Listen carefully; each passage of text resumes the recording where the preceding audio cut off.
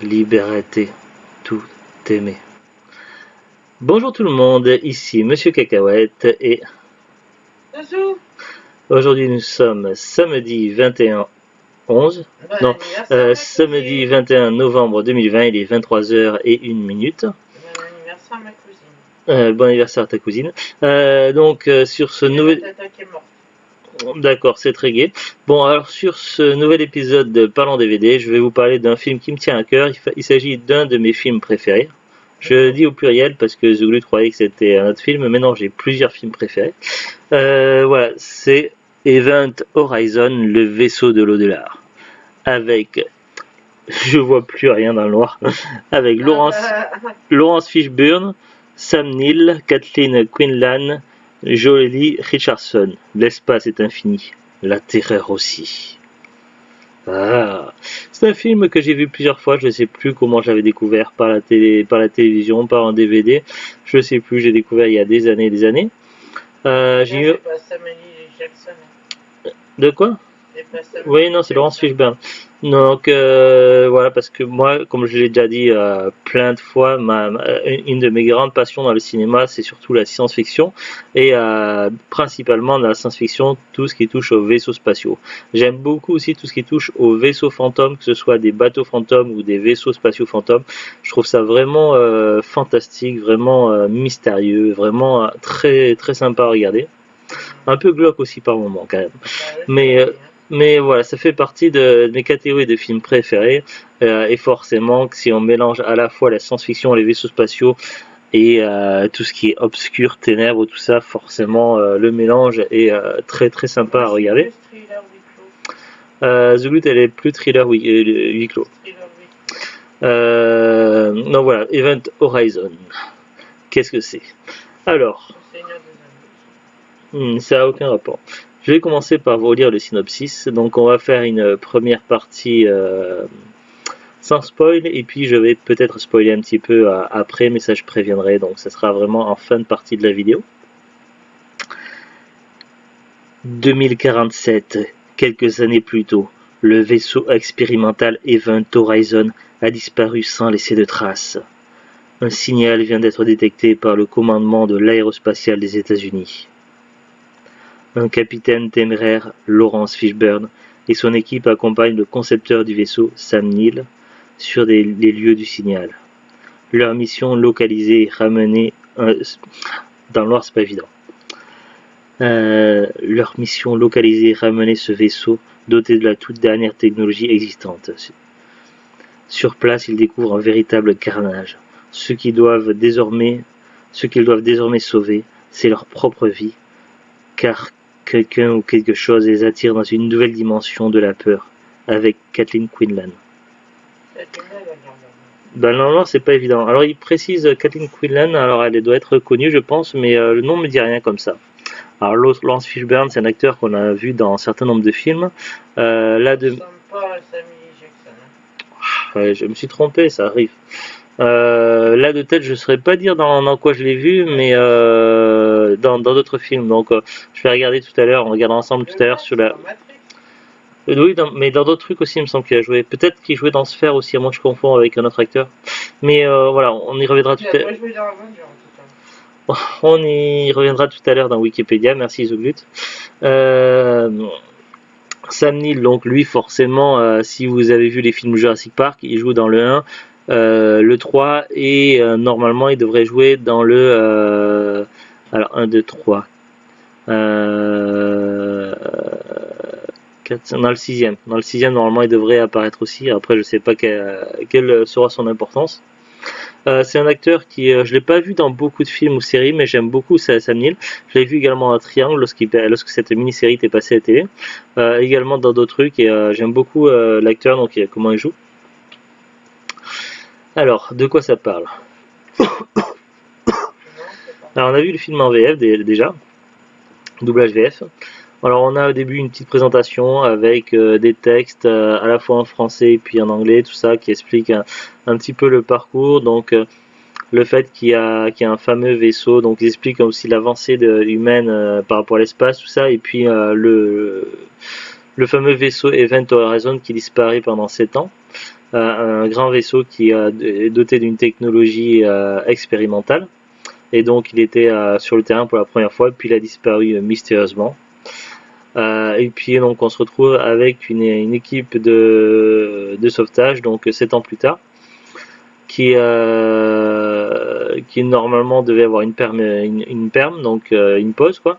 Sauf que leur mission est annulée et ils sont envoyés en orbite autour de Neptune pour une mission assez mystérieuse avec un nouveau membre à bord, un docteur, donc le docteur Ware. Ouais, c'est ça, si je ne me trompe pas. Le docteur Ware, qui lui est hanté par des cauchemars où il revoit sa femme dans... Voilà, donc c'est quelqu'un donc qui a des informations sur la mission. Justement, c'est une fois sur place, c'est lui qui va leur expliquer la mission et leur donner les coordonnées pour retrouver le fameux vaisseau Event Horizon qui avait disparu et qui est réapparu. Donc en gros, c'est un petit peu comme si c'était le client quoi. Et donc ils vont devoir faire avec puisqu'ils n'ont pas l'habitude de travailler avec lui. Et il va s'avérer qu'en fait ils ne le savaient pas, mais le docteur Ware est quand même relativement instable psychologiquement. Et du coup évidemment des faits mystérieux, des choses qui vont dans le surnaturel et un type instable psychologiquement, ça fait pas forcément bon ménage. Et puis donc voilà, donc ils vont inspecter le vaisseau Event Horizon, ils vont enquêter, ils vont essayer de comprendre qu'est-ce qui s'est passé, tout ça, notamment via un fameux message enregistré donc qu'ils ont pu détecter, ils ont pu décrypter qu'une partie, où quelques mots sont prononcés en latin, liberate me, ce qui veut dire sauvez-nous. Du moins c'est comme ça qu'ils comprennent le message. Donc voilà, je ne vais pas en dire plus pour ne pas spoiler, on y reviendra plus tard. Du coup c'est pour ça que le petit message que je me suis amusé à dire au tout début de la vidéo, c'est en référence au film évidemment. Et puis évidemment donc les choses vont mal tourner et ça va virer la catastrophe. Voilà ce que je peux dire pour résumer le film sans spoiler, parce que ça serait vraiment dommage. Si vous êtes fan de science-fiction et que vous aimez bien un petit peu ce qui touche au surnaturel, le film pourrait vous plaire. En tout cas c'est un film que j'ai vu plusieurs fois et qui fait partie de mes films de cœur quoi. Voilà, ça fait partie de mes films préférés et que j'ai vu plusieurs fois sans problème et que je pourrais revoir, il n'y a pas de souci. Alors après, je ne l'ai pas dit, mais attention parce que le film contient quand même des scènes un petit peu ensanglantées et des scènes qui pourraient être un petit peu gênantes ou choquantes. Donc évidemment, c'est pas un film tout public. Il ne faut pas voir ce film en famille, il ne faut pas voir ce film avec des enfants. Donc voilà, si c'était un jeu vidéo, j'aurais classé Peggy 18. Donc voilà, c'est pour vous prévenir. On est je dirais pas quand même jusqu'à dire sur un film d'horreur orienté pure horreur, mais voilà, on entre quand même pas mal, on déborde quand même pas mal sur la catégorie horreur au sens propre du terme, malgré que l'enrobage soit de la science-fiction. Donc voilà, le film est à cheval un petit peu sur l'horreur et la science-fiction, et quand je dis horreur, à côté, les films aliens, c'est Candy quoi. C'est Candy, c'est Dora l'exploratrice, c'est très mignon quoi. Ce film là il est beaucoup plus sombre, Event Horizon. Donc voilà, c'est pour ça que je voulais prévenir. Voilà, donc j'ai pas grand chose à dire de plus. Franchement, si vous l'avez pas vu, ça vaut le coup de le voir au moins une fois. Et si vous êtes vraiment fan de SF et que vous avez la chance de trouver le DVD pas cher, donc pour moi il n'y a pas hésité. Donc voilà, ça fait partie des films auxquels je tiens beaucoup et à avoir dans l'étagère. Alors j'avais eu un peu de mal à le trouver parce que ça faisait des années que je le cherchais. Je sais plus quand c'est que j'ai pu le racheter le DVD. Je l'ai racheté il y a 1 an, 2 ans, 3 ans, je sais plus. Je l'avais acheté à cash.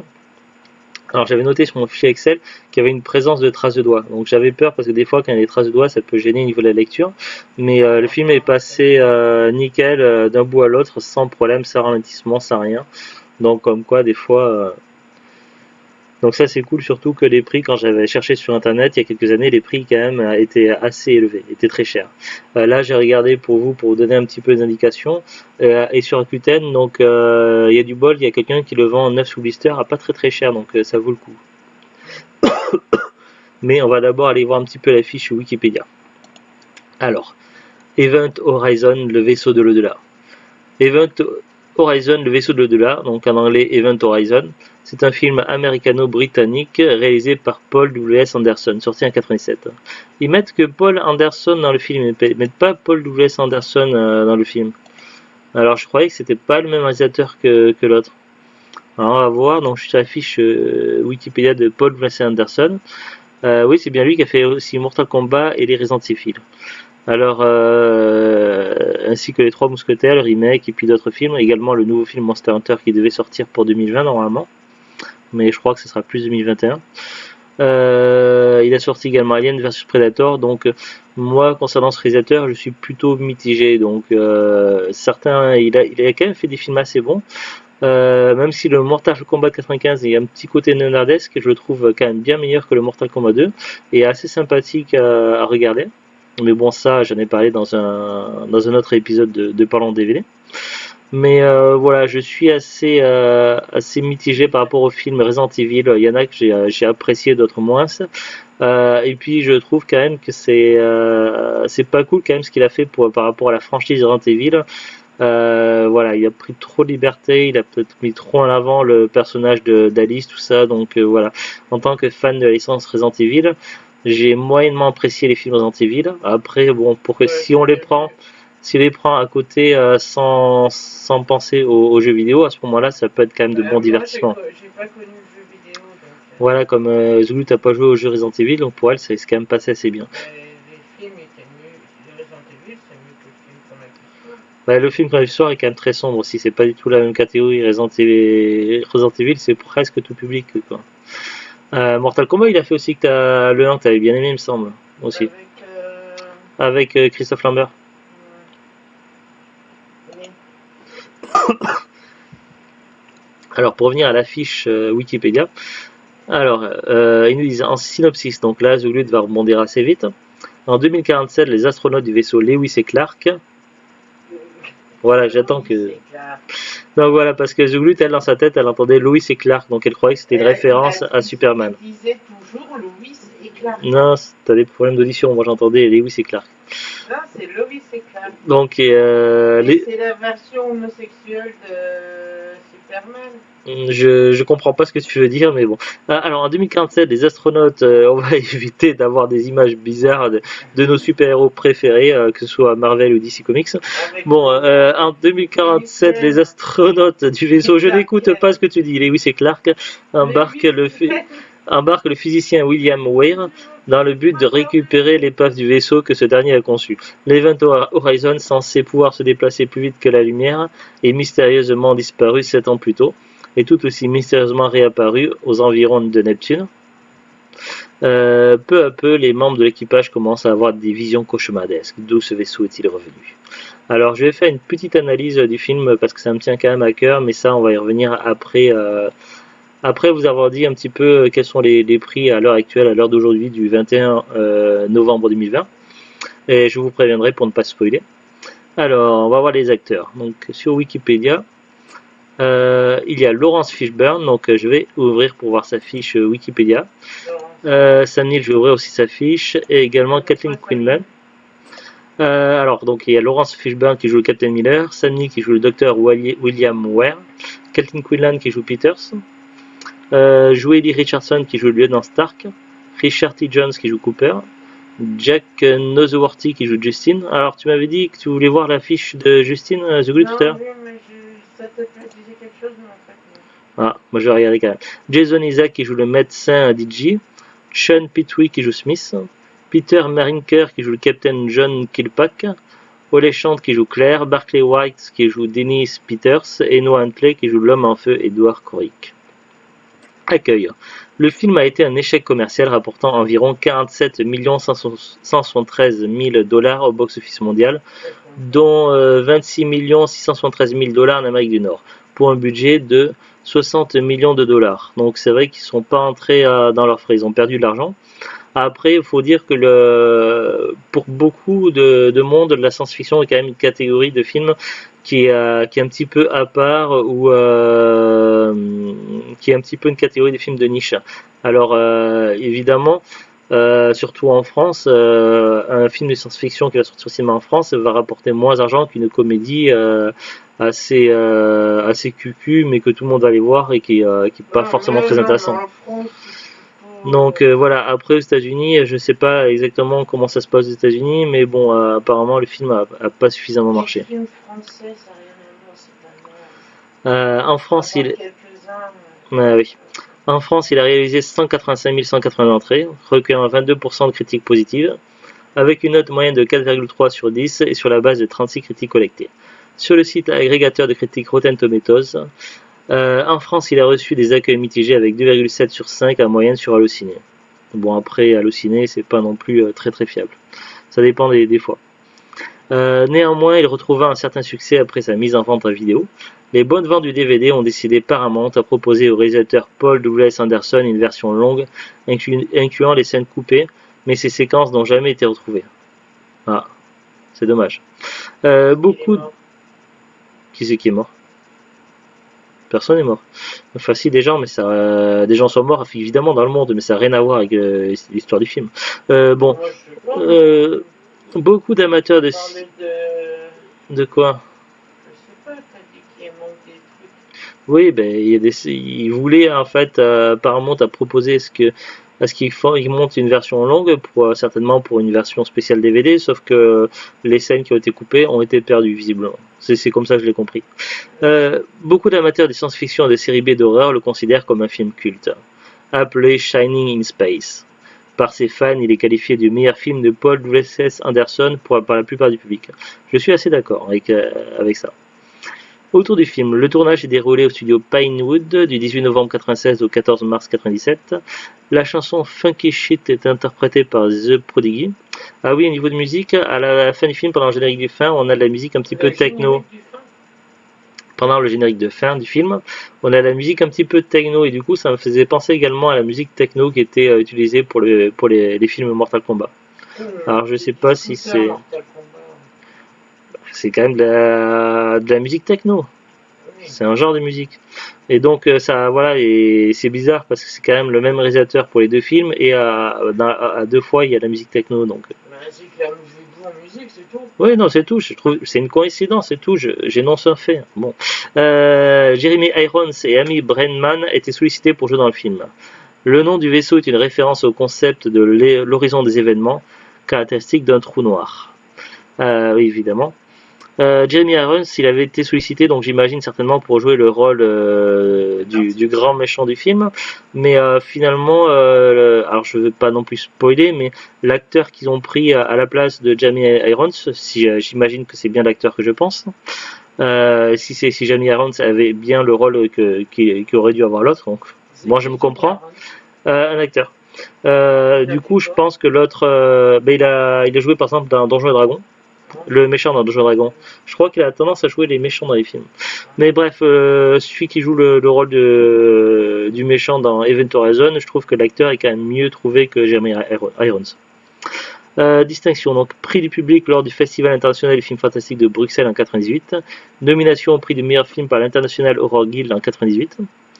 Et puis c'est tout ce qu'on peut voir sur Wikipédia. Alors on va regarder vite fait les fiches de Lawrence Fishburne. Alors, il y a beaucoup de choses. Il a commencé le cinéma dans les années 70 jusqu'à 2020. Télévision, également, il y a des rubriques jeux vidéo. Tout ça, c'est très complet, donc je vais juste survoler. Dans quoi j'ai pu le voir, moi, comme film Freddy 3, non, malheureusement, je suis passé à côté des films Freddy, donc j'en ai vu qu'un seul, donc je ne connais pas celui-ci. Alors, ça, c'est les années 80, les années 90. Je l'ai vu dans Event Horizon, donc ce film-là, forcément. Je l'ai vu dans Matrix, il jouait Morpheus. Matrix Reload aussi, Morpheus, pareil. Matrix Révolution, Morpheus, non, j'ai confondu. Voilà, je l'ai vu dans Assaut sur le Central 13, un remake d'un film de Carpenter, que j'ai bien aimé. Il jouait Marion Bishop. Je l'ai vu aussi, cet acteur-là, dans Les 4 Fantastiques et le Surfeur d'Argent. Il jouait la voix du Surfeur d'Argent, d'accord, donc il jouait une voix. Dans les années 2010, il a joué dans quoi? Dans Predator avec un S, ah oui, le reboot, je crois. Contagion, The Colony, Man of Steel, Man of Steel, ah, c'était quoi? Il jouait Perry White. Bah oui. Ouais, je me souvenais plus. The Signal, Batman vs Superman. Parce que Barry White, on ne voit pas beaucoup Dans Passengers aussi, on l'avait vu. J'ai vu une film, tu me parlais tout à l'heure, dans l'espace, qui était avec Chris Pratt. Ouais. Il jouait dedans. Il joue aussi dans Ant-Man et la Guêpe. Donc tu vois, il joue dans les Marvel quand même aussi. Il joue Peyton Reed, Bill Foster. Chris Pratt, c'est qui ça? C'est Captain. C'est celui qui joue également dans Jurassic World Ah oui. et dans Gardien de la Galaxie. Non, après lui, il a joué dans deux films qui se ressemblent alors. Voilà, après il est apparu dans la série télé, tout ça. Pour Sam Neill, dans quoi j'ai pu le voir donc Sam Neill au cinéma. Non. Alors, Calme Blanc. Ah oui, j'ai beaucoup aimé ce film-là, Calme Blanc de 89. Jurassic Park de 93. Il joue dans le Livre de la Jungle, la version de 94. Donc, ben oui, celui qu'on a vu, qu'on a parlé dans un parlant DVD. Il a joué dans Blanche-Neige, la plus horrible des contes. Donc là, je crois que c'est la version Asylum, celle-là, il me semble, je sais plus. Ou c'est notre version, peut-être, je sais pas. Mais on en a un comme ça, Asylum, Blanche-Neige. Donc ça, on en reviendra un autre jour. Il a joué dans Event Horizon, donc oui, forcément. Il a joué dans L'Homme Bicentenaire, dans Jurassic Park 3. Je cite pas tous les films, dans les films dans lesquels j'ai pu le voir. Il a joué dans Je te promets, donc ça je l'ai pas vu encore, mais on l'a en DVD. Bon, je sais plus, on l'a vu ou je l'ai pas vu, Je te promets, je sais plus. Non, c'est un film que j'ai vu aussi, c'est le film que j'ai trouvé. On l'a vu dans Évasion, dans Up and Down. Il a joué également dans Thor Ragnarok, donc ça on l'a pas encore vu. Il a joué dans The Passenger aussi, il jouait le Captain Hawthorne. Jurassic World, le monde après, en 2021. Et dans les téléfilms, oui, dans Triangle. Triangle, j'ai vu plusieurs fois à la télé. En 2005, une mini-série que j'avais bien aimée. Mais c'est assez rare les séries ou les films qui parlent du Triangle des Bermudes aussi, c'est ça le problème. Et il a joué également dans des séries télé, Merlin, Apprenti de Merlin, etc. Donc voilà pour la fiche Sam Neill. Ah, j'ai ma souris qui déconne, j'ai des poils de chat devant le capteur. Kathleen Quinlan, à quoi elle a joué alors? Là, je suis assez curieux. Elle a commencé à 72. Alors pas mal de films que je connais pas du tout. Elle a joué dans un film La quatrième dimension de John Landis, Joe Dante, George Miller et Steven Spielberg. Ou c'est une série ou un film, je sais pas. Quatrième dimension, 83. Je sais qu'il y a une série La quatrième dimension, mais est-ce qu'il y a eu un film? Alors, je sais pas. Elle a joué dans Apollo 13, elle a joué Marilyn Lovell. Breakdown, Point de rupture, Event Horizon, ben oui.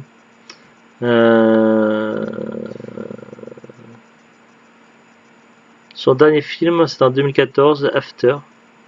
Elle a joué dans des téléfilms jusqu'en 2018. Et dans des séries télé aussi également. Elle a joué Christina Rose Scofield dans Prison Break, tiens. Et Arlene Magnell dans Doctor House. Elle a joué Sénatrice Michael dans Stargate Universe.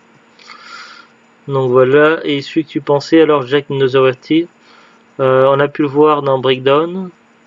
Ah, je l'ai vu dans La main qui tue. Donc oui, il jouait Justin dans Event Horizon.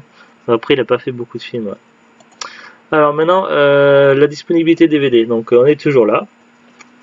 Disponibilité DVD. C'est un DVD qu'on avait acheté à cash, donc probablement dans les 1€ ou 1,50€, 1,90€, je sais plus. Enfin dans ce prix-là, moins de 2€ en tout cas. D'occasion avec des traces de doigts, mais pas de rayures. Si on va sur Amazon, donc la même édition que j'ai moi, il n'y a qu'un seul vendeur qui le vend, et c'est pas Amazon, donc Amazon ne le vend plus depuis longtemps. Là, c'est le vendeur Fun Kingdom, donc je sais même pas si c'est de l'import ou pas, parce que j'ai l'impression que c'est un pseudo anglais ou un truc comme ça. Il vend également beaucoup de jeux vidéo, et en général, ses prix sont très élevés. Il vend donc 31,11€, donc voilà, plus 3,89€ de frais de port, donc ça fait cher, je trouve. Il y a aussi une édition collector qui est assez jolie, ma foi, j'aimerais bien mettre la main dessus. Édition prestige avec la forme de vaisseau, et apparemment ça s'ouvre et tout. Il n'y a qu'un seul vendeur qui le vend, pareil, c'est DVD Promo, il le vend à 79€. Sauf que DVD Promo, j'ai eu des problèmes avec ce vendeur là pour un jeu vidéo pour Street Fighter 5 acheté sur Rakuten, et j'ai eu des soucis, donc l'annonce était trompeuse, donc j'ai pas trop confiance. Bon, ces prix sont quand même très très chers.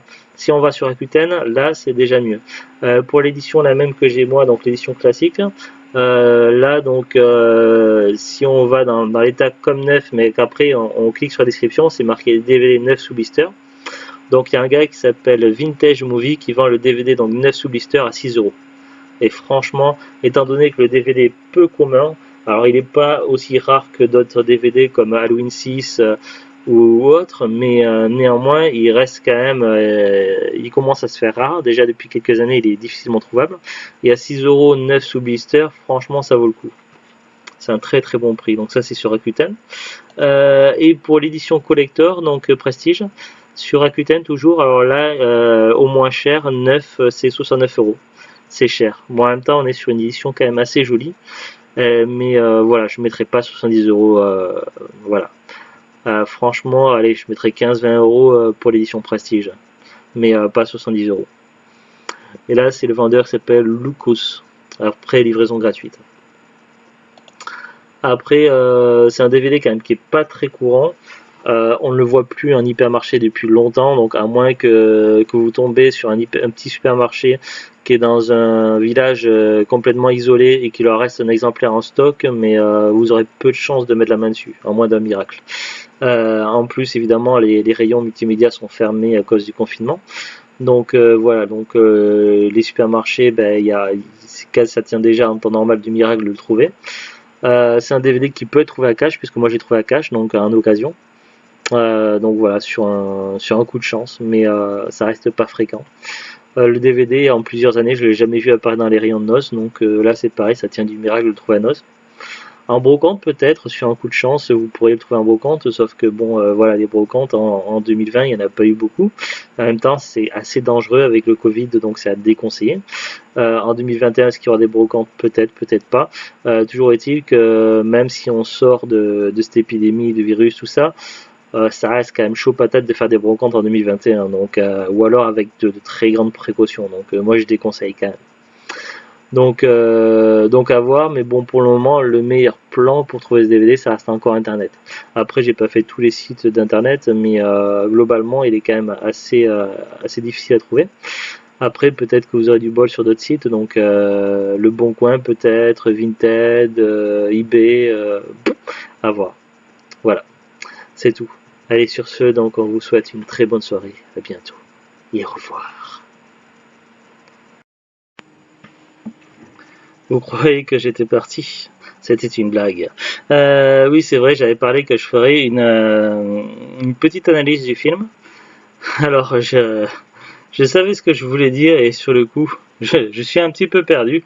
Allez, on va s'y mettre. Alors attention, donc on va entrer dans la rubrique spoil. Alors, si vous ne voulez pas faire spoiler le film, arrêtez la vidéo tout de suite.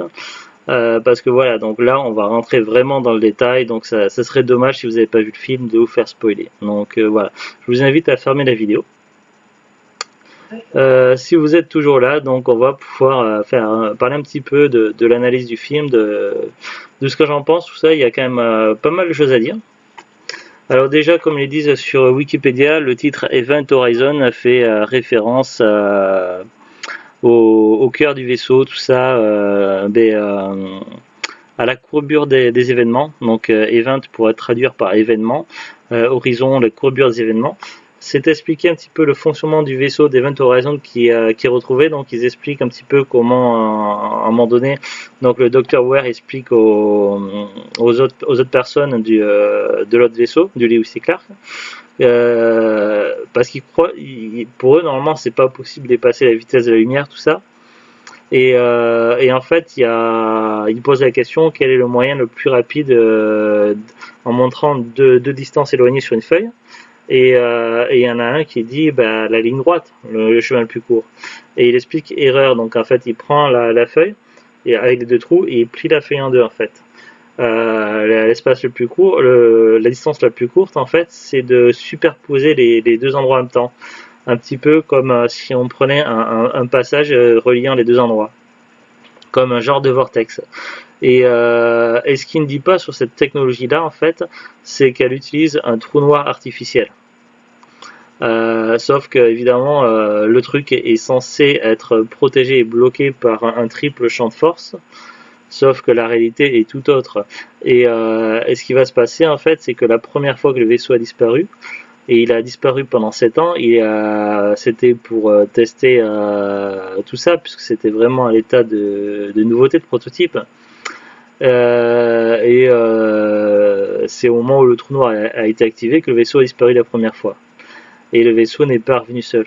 Et dans un passage du film, lorsqu'ils vont aller au scanner donc, pour chercher les traces de vie sur l'Event Horizon, ils trouvent des traces de vie partout, ce qui n'est pas logique. C'est expliqué plus tard dans le film, en fait, c'est tout le vaisseau qui est vivant en fait. Le vaisseau n'est pas revenu seul. Il est parti dans un endroit mystérieux, on ne sait pas où, pendant 7 ans. Et en fait, il serait revenu vivant ou animé de mauvaises intentions. Ce qui est normalement pas possible pour un vaisseau. Un petit peu comme s'il était possédé par un esprit ou une force fortement malveillante.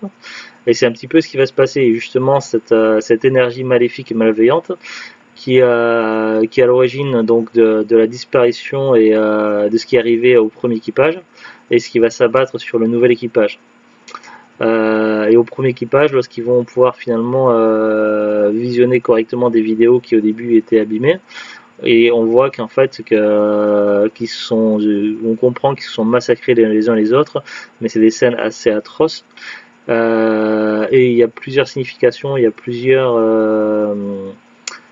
comment ça s'appelle, sous-entendus et des références également, le fait que celui qui avait donné un message d'avertissement, et en fait c'était pas liberté aimée qu'il fallait comprendre, mais liberté de tout aimer, et donc c'était pas sauvez-nous, mais sauvez-vous en fait, qu'il voulait dire. Et parce que le vaisseau est possédé par cette force malveillante, et comme on peut le croire, comme on peut l'interpréter en fait, c'est qu'en fait le vaisseau aurait traversé une dimension inconnue, une dimension obscure, qu'il aurait franchi les limites de la science, tout ça, de ce qui est connu, pour atteindre d'un point A à un point B.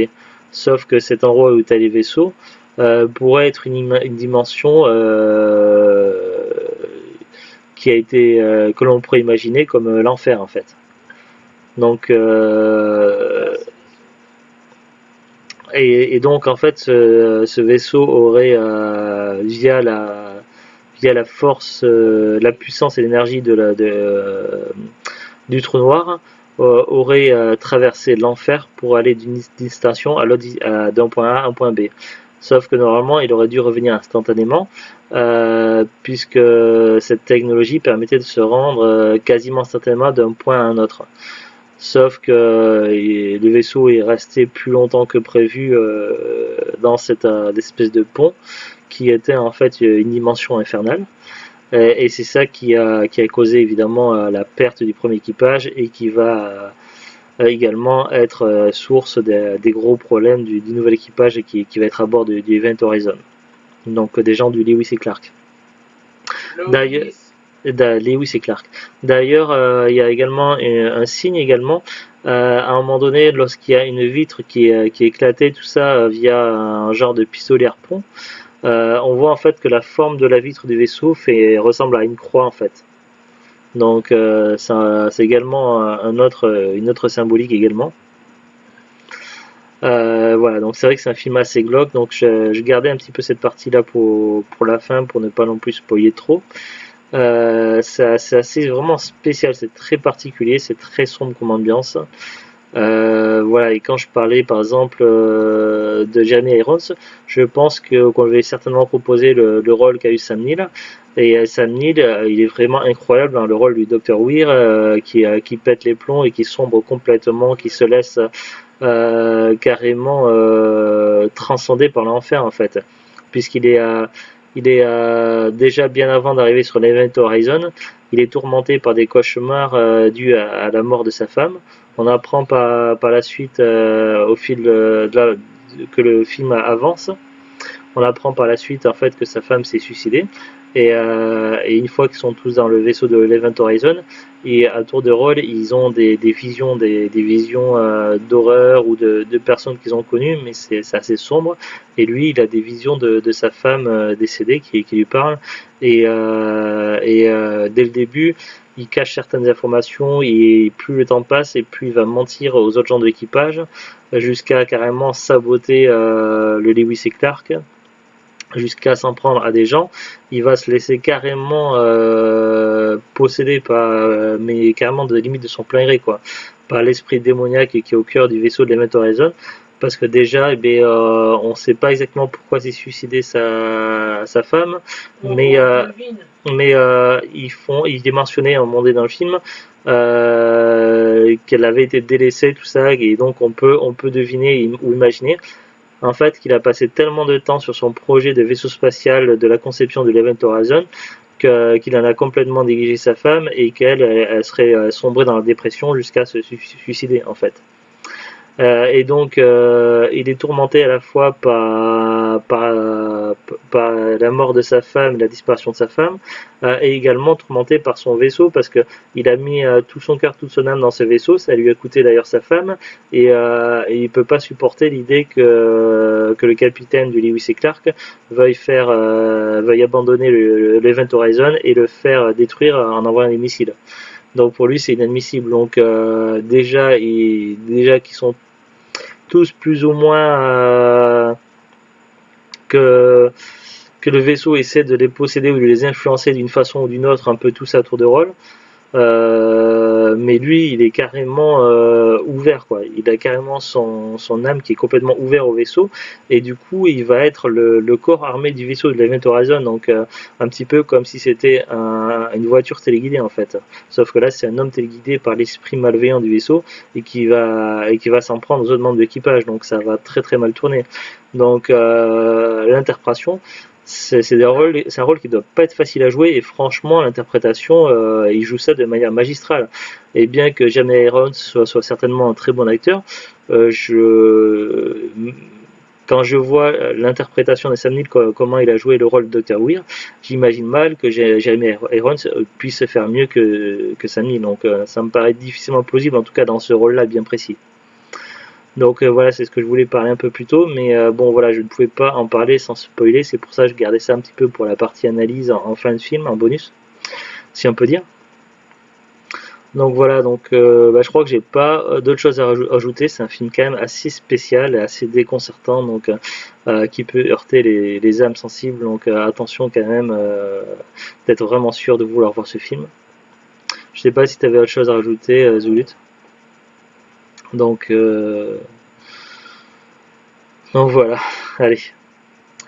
Cette fois-ci, je vous laisse jusqu'à la prochaine vidéo. Allez, à très bientôt. Au revoir.